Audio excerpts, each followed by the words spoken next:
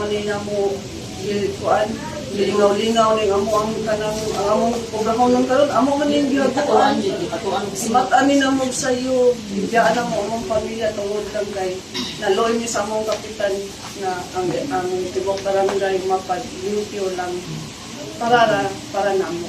Unsa inyong gigamit-gamit ato ma'am katong wala pa mo na sweldoan? Sapar-sapar. Utang. Oo. Yung sabi sila tanagapi sa tindahan mga paingon nami kay boss lang utang ng sadya.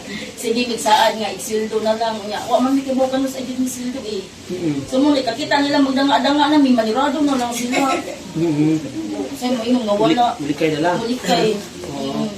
Pero ikaw man kung maulit tong 8 months, may gito tama. Maayo jud unta sir labi na kay naa pa bay estudyante ako napakoy college si pa eskwela karon. Nako kay tabang nga makakuha niya katulisan ako ka makabalik siya kay ang pagkaro yung kabayad sa utang sa UC sa Manila ya gandun ko anak kay makabalik ko isila ko ang sa anak Kamo ma'am, saon sa plano ninyo sa inyong madawat? Ako amang kanang itiwas na ko sa pangbalay.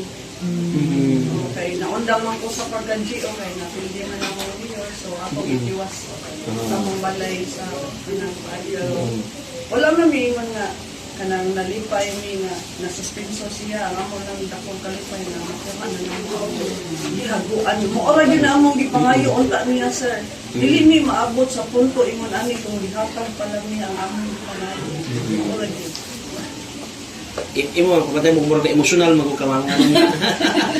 Nga na wala kahila maka. Kaya yung kabay ko sa silahan sa doon. Nabiting na ko namogin ako problema ko nga. Salamat doon si Rosa sa ikap nga.